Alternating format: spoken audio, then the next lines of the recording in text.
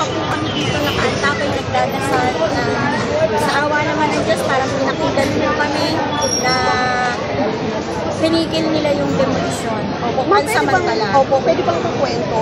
Yung history po ng lugar na to, kanino talaga siya? Itong lugar na to, originally, ang nagmamay-ari, according pa dun sa lolo ko, si Senyora Victoria Linchango. Lolo ko, isa dyan sa bona fide tenant. Ngayon, from then on, namuhay na kami, nagkaanak. Ako, dyan ako nagkaasawa, dyan ako nagkaanak. Hanggang ngayon, may lola na ako, nandiyan pa rin ako. Noong 2022, may bumaba po sa amin na letter of invitation coming from Attorney Calawin. Yun pala, siya pala yung lawyer po ng 2288 Itans Construction. Kinausap niya po ang asosasyon, sinabi niya po, pinaalam po niya sa amin na nabili na po nila yung tinitirhan namin, yung lupang tinitirhan ng bahay namin. So, ang sabi niya, kami bilang nagbabagong may-ari, willing naman kami kung makipag-negotiate sa inyo kung ano yung gusto nyo. Siyempre, sa oras na yon hindi po nagulat po kami. Kasi bigla kang pa yung tapos gano'n na sasabihin na yung palang yung lupang pinag-negotiate may bago lang may-ari. So, nagkaroon po ulit kami ng, sabi ko sa kanya, pag-uusapan namin ng miyembro namin. So, nagkaroon kami ng meeting. Dun sa meeting namin, hindi po pumayag lahat ng mga residente dyan na ganun na lang namin.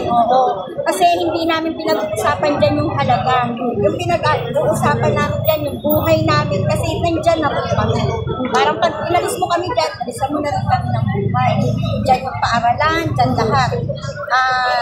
Naka-receive kami, sinabi namin yung kay Atty. May 3, 2023, naka-receive kami ng dismiss ng order ng korte na hindi namin alam, inano na po pala kami, inimanda kami ng kita ng ejectment unlawful detainer. Pero yung decision po na bumaba, natanggap namin is dismissal ng case due to lack of verification of nakalagay sa order.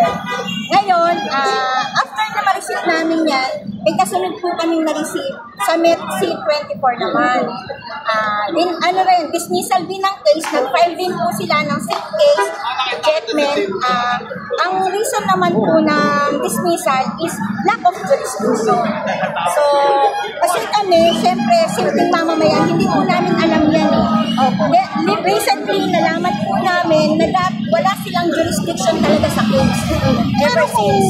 Na-dismiss pala. Kaya, yun ang pagsasamantalang ginawa nila sa amin. Bakit po ganon? Pinayagan po ng MEPC 24 na yung ex parte motion for amendment complaint, nag-amend lang po sila. Dapat, kung na-dismiss, dapat mag-appeal sila. Pero hindi ito sa court na yun kasi nga, wala siyang jurisdiction doon. Yun ang denial niya. So kami, naninindigan kami na yung dismissal ng May 2023 is ano po yun, final and executory. So yung mga subsequent na nirelease ni judge na mga writ of demolition, writ of execution, demolition order, void po yun para sa amin. Ang gusto lang naman po namin mabigyan kami ng due process kasi wala po talagang due process eh. Ang nangyayari po dito, kung ano yung pinipita ng ITANS, ng mga representative ng ITANS, yun po yung dapat mangyayari. Katulad ngayon, binibigyan nila, tapos na raw po kami sa pico. Opo, totoo po yan. Nagkaroon po kami ng pico conference. Pero after po ng pico conference na yun, wala na po kami kabalitaan. Meron po kami na-receive na parang report na galing sa DSWD. Yun po, nakalista yung mga pangalan ng mga employee nila. Kung ano po gagawin namin doon, wala po. Ngayon po, sa akin ni Sherry, kinokontest po namin kanina yan. Sinabi na po sa inyo, kinokontest namin ni Sherry, pero hindi niya kami pinakitigan. Ano pong napagkakasapan nila? Ano po napagkakasapan? Ang sabi niya, hanggat walang PRO is continuous yung demolition. Pero ngayon, hindi ko pa klaro kung bakit siya umalis. Pero kayo po ay humihingi po para kayo na lang Siyempre. pusa na ano? Kasi kami, lumalaban kami. Ang hinihingi namin, yung due process.